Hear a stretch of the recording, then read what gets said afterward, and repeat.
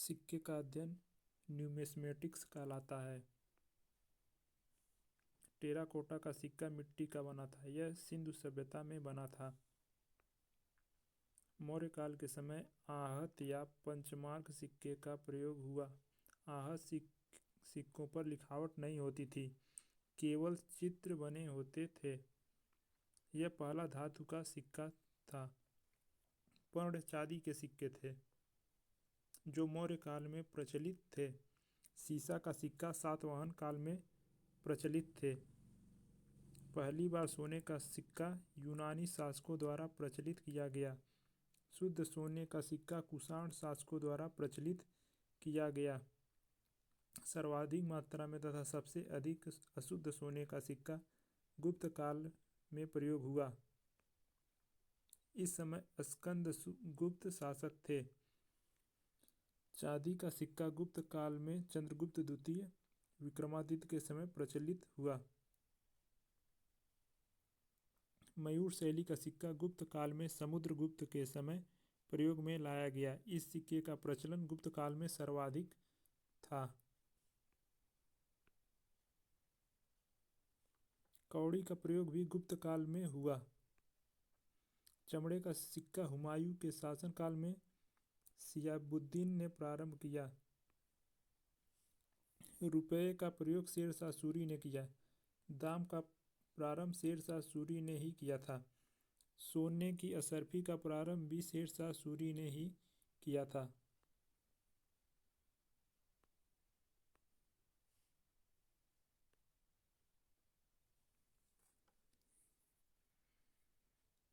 पत्थरों को खोदकर लिखना अभिलेख कहलाता है। छोटे पत्थरों पर लिखना शिलालेख कहलाता है। स्तंभ के समान ऊंचे पत्थरों पर लिखना स्तंभ लेख।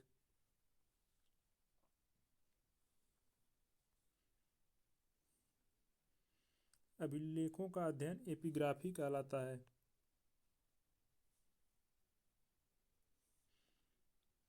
विश्व में अभिलेख लिखने का प्रारंभ ईरान के शासक डेरियस ने किया था।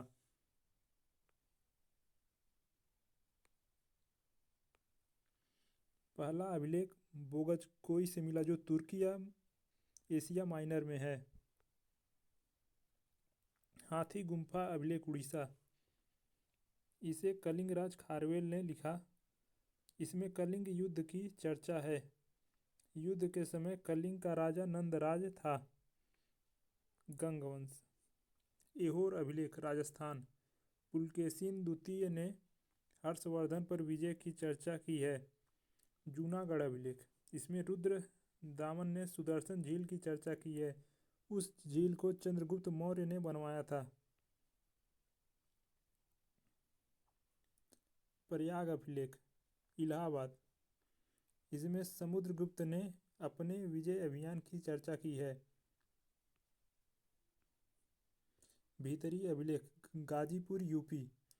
स्कंदगुप्त ने हूड़े पर आक्रमण की चर्चा की है। बिहार अभिलेख बिहार शरीफ। स्कंदगुप्त ने अश्वमेध यज्ञ की चर्चा की है। देवपाड़ा अभिलेख बांग्लादेश। यह सेन वंश के शासक विजय सेन का है। ग्वालियर अभिलेख मध्य प्रदेश प्रतिहार शासक भोज का है। मंदसौर अभिलेख मालवा शासक यशोवर्मन का है। स्तंभ लेख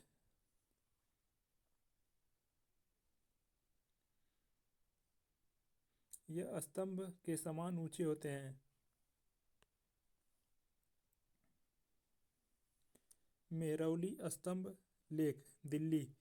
चंद्रगुप्त द्वितीय विक्रमादित्य का है। इस पर आज तक जंग नहीं लगा है,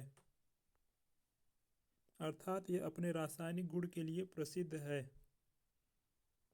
मथुरा स्तंभ लेख चंद्रगुप्त द्वितीय विक्रमादित्य का है। इसमें सहिष्णुता की चर्चा है। एरण स्तंभ लेख भानुगुप्त का है। इसमें सती प्रथा की चर्चा है। बौद्ध स्तंभ लेख मध्य प्रदेश वासुदेव का है। शुंग वंश की चर्चा है। हेलियोडोरस गरुड़ ध्वज स्तंभ लेख मध्य प्रदेश। इसमें भागभद्र ने भागवत धर्म की जानकारी दी है। विदेशी यात्री द्वारा भारत का वर्णन हेरोडोटस हिस्टोरिका।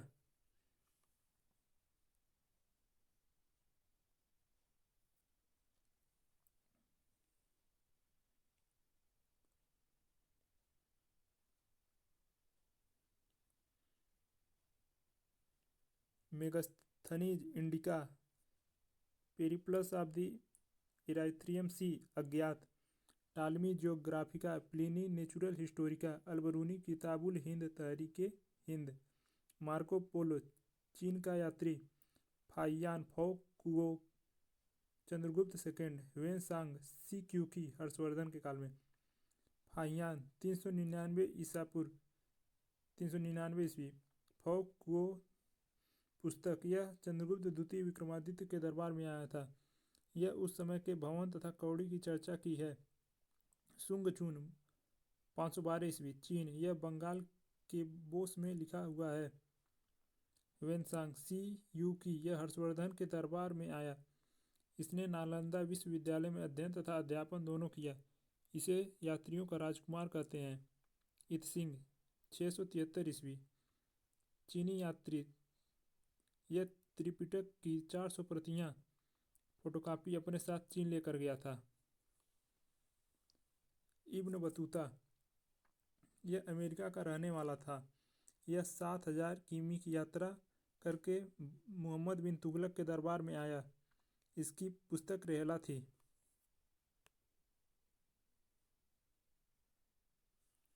अब्दुल रज्जाक, यह फारस का रहने वाला था। विजयनगर काल में आया था। इसकी पुस्तक मतलाए साहेन, यह कृष्णदेवराय के दरबार में आया था।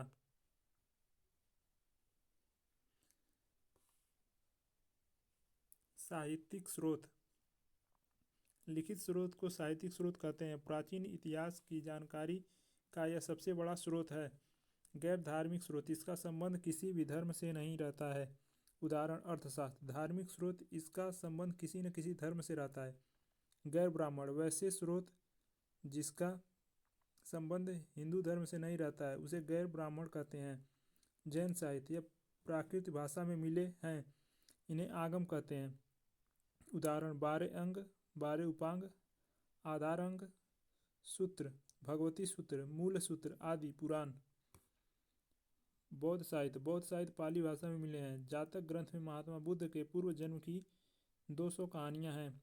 ललित विस्तार में महात्मा बुद्ध की पूरी जीवनी है।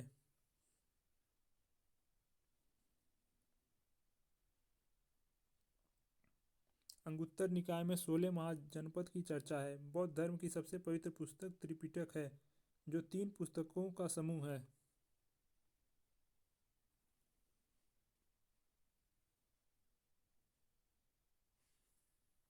सुत्त पीटक, यह सबसे बड़ा पीटक है। इसे बौद्ध धर्म का इंसाइक्लोपीडिया कहते हैं।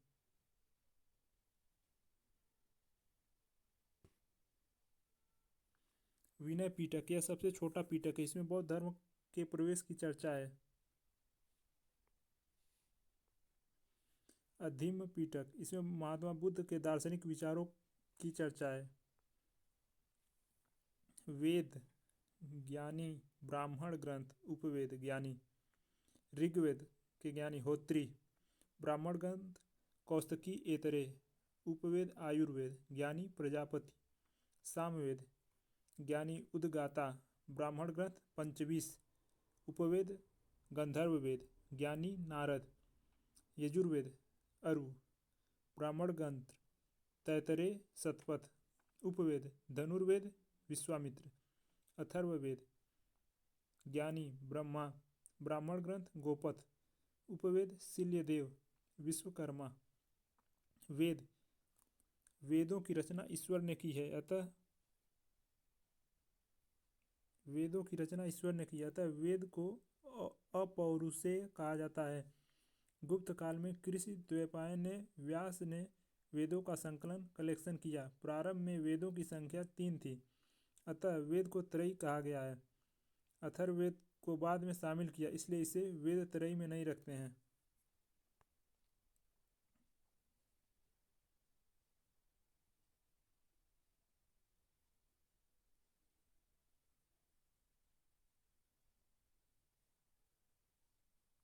ऋग्वेद, इसमें 10 मंडल, 1028 सूक्त तथा 10,580 ऋचाएं हैं। ऋचाओं की अधिकता के कारण ही इसे ऋग्वेद कहते हैं। यह सबसे प्राचीन एवं सबसे बड़ा वेद है। इसमें गायत्री मंत्र की चर्चा है। जो सूर्य भगवान को समर्पित है। पहली बार शूद्र का प्रयोग ऋग्वेद में हुआ।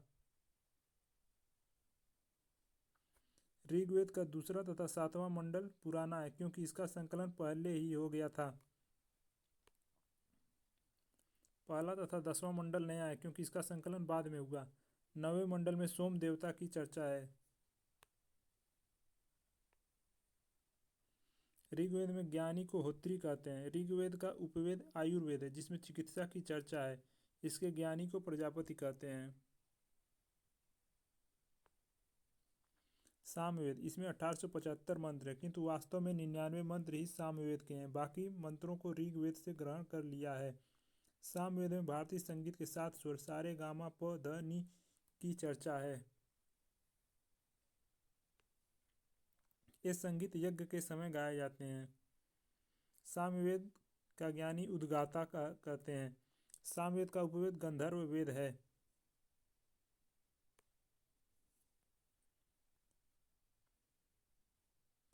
गंधर्व वेद के ज्ञानी को नारद कहते हैं। यजुर्वेद, इसमें 1990 मंत्र हैं। इसमें युद्ध एवं कर्म कांड की चर्चा है। इसे 2 भाग में बांटते हैं, कृष्ण यजुर्वेद गद्य तथा शुक्ल यजुर्वेद पद्य।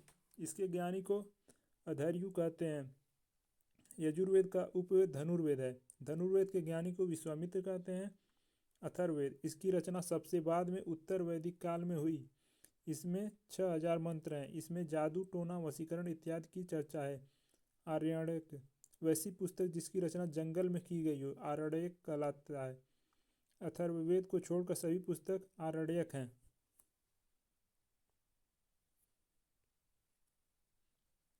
वेदांग, वेदों को भली भांति समझने के लिए वेदांग की रचना की गई। वेदांगों की संख्या 6 है। व्याजोनिसी कछ, व्याकरण, ज्योतिष, निरुक्त, शिक्षा, कल्प तथा छंद। व्याकरण अष्टाध्यायी पाणिनि, ज्योतिष बृहत संहिता वराहमिहिर, निरुक्त निरुक्त शास्त्र, शिक्षा शिक्षा शास्त्र, कल्प कल्प शास्त्र, छंद छंद शास्त्र। पुराण, इसकी रचना महर्षि ऋषि तथा उगस्वा ने किया। इसकी संख्या 18 है। इसे 5वां वेद या वेदों का वेद कहते हैं।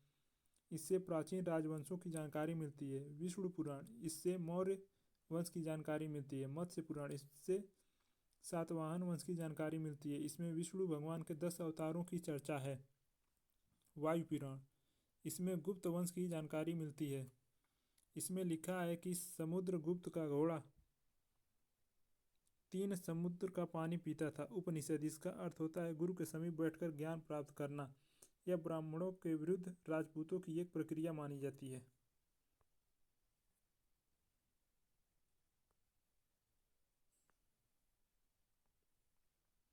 उपनिषद 108 किंतु 13 उपनिषदों को ही मान्यता प्राप्त है। बृहद नारायण उपनिषद यह सबसे बड़ा तथा प्राचीन है। कठोपनिषद, इसमें यम नचिकेता की चर्चा, इसमें ओम शब्द के महत्व को दर्शाया गया है।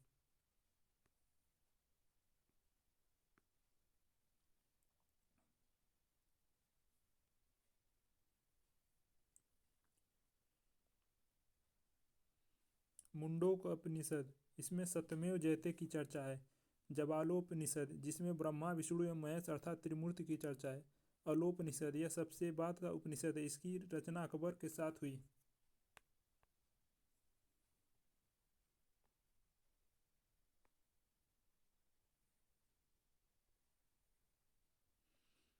स्मृति साहित्य, इसमें प्राचीन राजवंशों की जानकारी मिलती है। स्मृति साहित्य की संख्या 36 है। विष्णु स्मृति, नारद स्मृति से गुप्त काल की जानकारी मिलती है।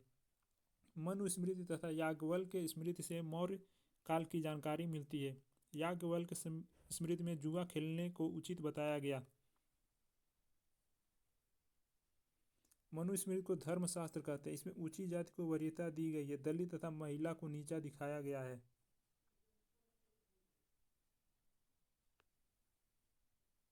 इसमें विवाह के लिए पुरुष की आयु 25 वर्ष तथा लड़की की आयु 12 वर्ष बताया गया है।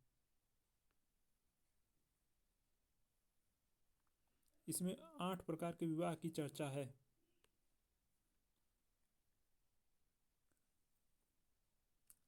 संस्कार की संख्या 16 होती है। दाह संस्कार अंतिम संस्कार होता है। ऋण 3 प्रकार के होते हैं, देव ऋण, ऋषि ऋण, पितृ ऋण। पुरुषार्थ 4 प्रकार के होते हैं, धर्म, अर्थ, काम, मोक्ष।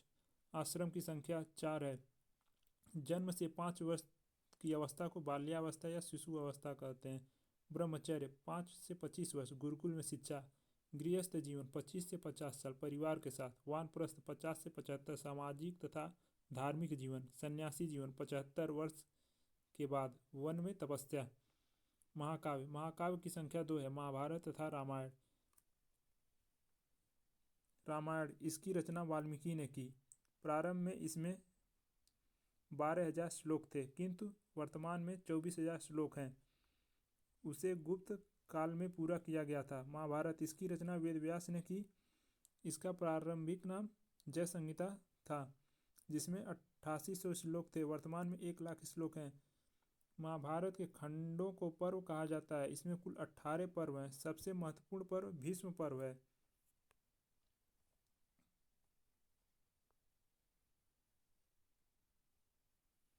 जिसमें अर्जुन तथा कृष्ण के वार्तालाप की चर्चा है। भीष्म पर्व को भागवत गीता या गीता कहा जाता है।